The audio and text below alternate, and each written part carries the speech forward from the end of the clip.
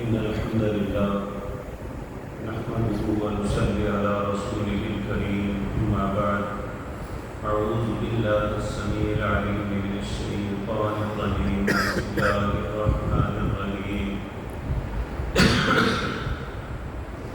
وإذ غدوت من أهلك تبوئ المؤمنين مقاعد للقتال والله سميع عليم إذ همت طائفتان منكم أن تفشلا والله وليهما وعلى الله فليتوكل المؤمنون. حضرات محترم، گزشتہ آیات میں ہم نے یہود اور نصارہ کی بدگماشیاں، ان کی بدفطرتی، یہ ساری باتیں پڑھی،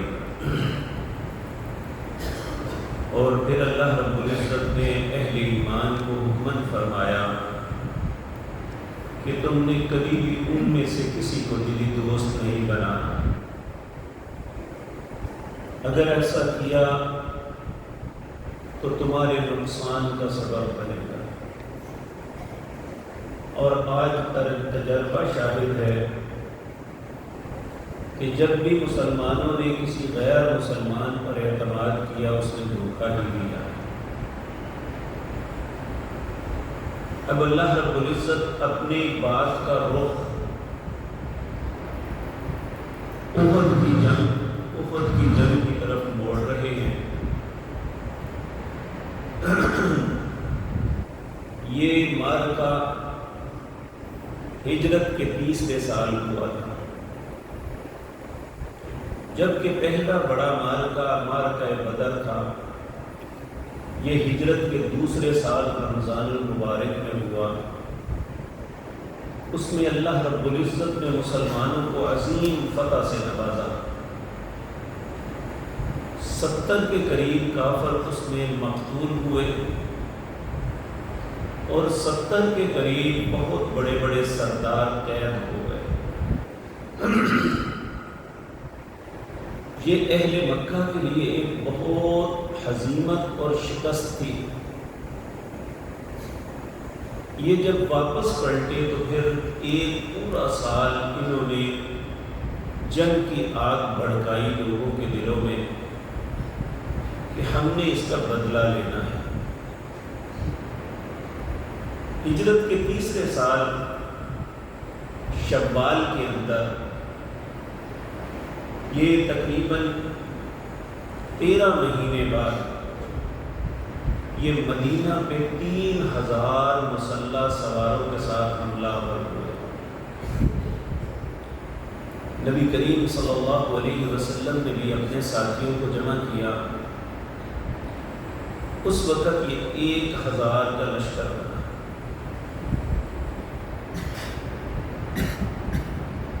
آپ یہ بات جانتے ہیں کہ مدینہ منورہ کے اندر کعبۃ اللہ جو ہے یہ جنوب کی جانب ہے، اور مسجد نبوی کے بالکل شمال میں 4 یا 5 کلومیٹر کے فاصلے پہ ایک پہاڑ ہے احد۔ اس احد کے دامن میں وہ آئے تو نبی کریم صلی اللہ علیہ وسلم نے اپنے ساتھیوں سے مشاورت کی کہ ہمیں کیا کرنا چاہیے، مدینے میں رہ کے اپنا دفاع کریں یا مدینے سے باہر نکل کے ان کا مقابلہ کریں۔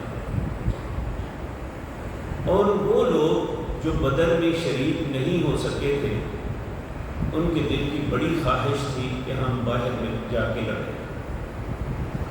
ان میں بہت سے جذباتی نوجوان بھی تھے۔ نبی کریم صلی اللہ علیہ وسلم نے ان کی بات کو تسلیم کرتے ہوئے آپ بھی احد کے پاس تشریف لے گئے۔ اس وقت احد پہاڑ آپ کی پشت پہ تھا۔ عمومی طور پہ جو لوگ جاتے ہیں نا مدینہ منورہ میں، وہ احد کے پاس ایک چھوٹا سا ٹیلہ ہے، اسے احد پہاڑ سمجھتے ہیں، حالانکہ وہ احد نہیں ہے۔ احد وہ لمبا سلسلہ ہے، ایک روایت کے مطابق یہ 6 کلومیٹر لمبا ہے، مجھے اس دفعہ ایک شخص نے بتایا کہ میں نے اس کونے سے اس کونے تک گاڑی چلائی اور یہاں سے چل کے جب وہاں پہنچا تھا تو 11 کلومیٹر ہوئے تھے، شاید اس وقت یہ 6 میل تھے۔ اس کے اندر ایک گھاٹی ہے جہاں پیچھے سے اس طرف آیا جا سکتا ہے۔ نبی کریم صلی اللہ علیہ وسلم نے اپنے ساتھیوں میں سے 50 تیر انداز جن کے امیر تھے عبداللہ بن جبیر رضی اللہ تعالی عنہ، انہیں کہا کہ آپ نے اس گاڑی پہ پہرا دینا ہے، اگر تم دیکھو کہ ہم شکست کھا گئے ہیں، ہماری لاشوں کو پرندے نوچ رہے ہیں، تم نے گاڑی نہیں چھوڑنی جب تک میں تمہیں نہ بتاؤں، یا دوسری صورت میں تم یہ دیکھو کہ اللہ نے ہمیں فتح عطا کر دی ہے اور ہم مال غنیمت اکٹھا کر رہے ہیں، تو تم نے گاڑی نہیں چھوڑنی جب تک میں نہ کہوں۔ اب یہ معرکہ جب شروع ہوا تو اس کا تذکرہ اللہ رب العزت ان آیات میں کر رہے ہیں، اور یہاں ایک بات ذہن میں رکھیں کہ اس معرکے کے اندر وہ لوگ جن کے اندر نفاق چھپا ہوا تھا وہ ظاہر ہو گئے۔ جب نبی کریم صلی اللہ علیہ وسلم اپنے لشکر کے ساتھ مدینہ منورہ سے نکلے، اور یہ بات ذہن میں رکھیں، آج جتنی مسجد نبوی کی حدود ہے نا، یہ ٹوٹلی مدینہ شہر تھا، یعنی جتنا آج مسجد نبوی بنی ہوئی ہے یہ ٹوٹلی مدینہ شہر اتنا تھا۔ تو نبی کریم صلی اللہ علیہ وسلم نکلے اور وہاں سے نکل کے جب مقامی شوط پہ پہنچے تو وہاں پہ ایک شخص تھا عبداللہ بن ابی بن سلول۔ یہ نبی کریم صلی اللہ علیہ وسلم کی مدینہ منورہ آمد سے پہلے وہاں کے دونوں قبائل نے فیصلہ کر لیا تھا اسے اپنا سردار بنانا ہے، لیکن جب نبی کریم تشریف لائے تو اس کی سرداری ختم، رسول اللہ سردار بن گئے صلی اللہ علیہ وسلم۔ اس کے دل کے اندر ایک بغض اور اناد کھڑا ہو گیا کہ نبی کریم صلی اللہ علیہ وسلم کی تشریف آوری کی وجہ سے میری سرداری جو ہے یہ ختم ہوئی۔ یہ اپنے دل میں رسول اللہ کا بغض رکھتا تھا، اس لیے یہ بظاہر تو اس نے اسلام کو قبول کیا، لیکن اس کے من کے اندر کھوٹ تھی، اور یہ اپنے من کی کھوٹ کو چھپانے کے لیے پتہ کیا کرتا؟ نبی کریم کے پیچھے پہلی صف میں نماز پڑھنا، جب نماز ختم ہوتی تو یہ کھڑا ہو جاتا اور کہتا واللہ باللہ سمت اللہ۔ یہ عرب قسم اٹھا کے یہ لفظ کہتے ہیں، اللہ کی قسم، اللہ کی قسم، اللہ کی قسم، انک لرسول لامین لصدیق، آپ اللہ کے رسول ہیں، آپ امانت دار ہیں، آپ سچے ہیں۔ اللہ رب العزت نے سورۃ منافقون اتار کے کہا اذا جاءک المنافقون قالوا نشهد انک لرسول اللہ واللہ یعلم انک لرسول واللہ یشهد ان المنافقین لکاذبون۔ یہ منافق آپ کے پاس آ کے کہتے ہیں آپ اللہ کے رسول ہیں، اللہ بھی جانتے ہیں، اس بات کے شاہد ہیں کہ آپ اللہ کے رسول ہیں، لیکن یہ جھوٹ بول رہے ہیں، یعنی زبان سے یہ کہتے ہیں، ان کا من یہ نہیں کہتا۔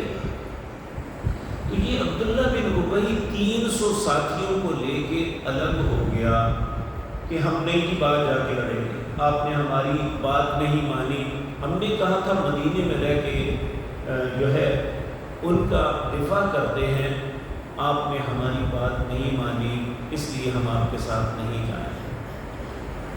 اسی طرح جو مسلمانوں کے اندر بھی 2 قبیلے تھے، ایک بنو حارث تھا، ایک اور، یہ دونوں بھی بددل ہو گئے کہ اگر یہ اتنے بڑے لوگ جو ہیں مدینہ منورہ کے نامور لوگ یہ پیچھے ہٹتے ہیں تو ہم بھی پیچھے ہٹتے ہیں۔ تو اللہ رب العزت نے ان کا تذکرہ بھی کیا ان آیات میں۔ تو یہ ایک خطرناک چال تھی جس سے مسلمان بددل ہو جاتے، لیکن اللہ رب العزت نے ان کے دلوں کو دلاسا دیا۔ اللہ فرماتے ہیں وَإِذْ غَدَوْتَ مِنْ أَهْلِكَ تُبَوِّئُ الْمُؤْمِنِينَ مَقَاعِدَ لِلْقِتَالِ۔ وَإِذْ اور جب غَدَوْتَ مِنْ أَهْلِكَ آپ اپنے گھر سے نکلے، تُبَوِّئُ الْمُؤْمِنِينَ اہل ایمان کو مقاعد للقتال لڑائی کے لیے مختلف جگہوں پہ سیٹ کر رہے تھے، بٹھا رہے تھے۔ واللہ سمیع علیم، اور اللہ سننے والا اور جاننے والا ہے۔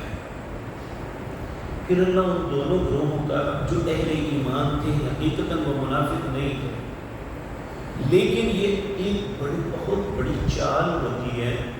یہ سیاسی لوگ کیا کرتے ہیں کہ اپنے مخالف کے جلسے میں اپنے بندے بھیج دیتے ہیں، جب جلسہ پورے جوبن پہ ہوتا ہے نا تو ان کے بندے اٹھ کے جانا شروع ہو جاتے ہیں، اس لیے کہ لوگ منتشر ہو جائے۔ اور بہت سے لوگ دیکھتے ہیں کہ سارے لوگ اٹھ گئے پیسے بھی اٹھ گئے۔ بالکل یہی چال کفار نے منافقین میں اس وقت چلی۔ تو اللہ رب العزت فرماتے ہیں اِذْ ہَمَّتْ طَائِفَتَانِ مِنْکُمْ أَن تَفْشَلَا، بے شک دو گروہ آپ میں ایسے تھے تو دل چھوٹا کر بیٹھے۔ وَاللَّهُ وَلِيُّهُمَا، حالانکہ اللہ دونوں کا دوست ہے، کیونکہ اہل ایمان کا اللہ دوست ہوتا ہے، جن کے دل میں نفاق ہوتا ہے، کفر ہوتا ہے، اللہ ان کا دوست نہیں ہوتا ہے۔ تو اللہ کو یہ معلوم تھا وَيَعْلَمُ مَا تُخْفِي الصُّدُورُ، اللہ دلوں کے حالات کو جانتا ہے۔ اللہ نے ان کے دلوں کو جان لیا کہ یہ ان سے مقصر ہو کے پیچھے ہٹے ہیں، منافقت کی وجہ سے نہیں۔ اللہ رب العزت نے فرمایا وَاللَّهُ وَلِيُّهُمَا، اور اللہ دونوں کا دوست ہے، وَعَلَى اللَّهِ فَلْيَتَوَكَّلِ الْمُؤْمِنُونَ، اور اللہ مومنوں کو اللہ پہ ہی بھروسہ کرنا چاہیے۔ پھر اس کے بعد اللہ بدر کی یاد دلا رہا ہے کہ جب بدر میں نکلے اس وقت تمہاری کیا کیفیت تھی، تم کتنے تھے، تمہارے پاس ہتھیار کتنے تھے، اللہ نے کس طرح مدد کی، اس لیے غم نہ کھانا۔ تو اللہ نے آگے وہ جو بدر کے اندر اللہ نے مسلمانوں کے ساتھ مدد اور ان کی اعانت کی تھی اس کا تذکرہ کیا ہے۔ اللہ نے مجھے زندگی اور توفیق دی تو انشاءاللہ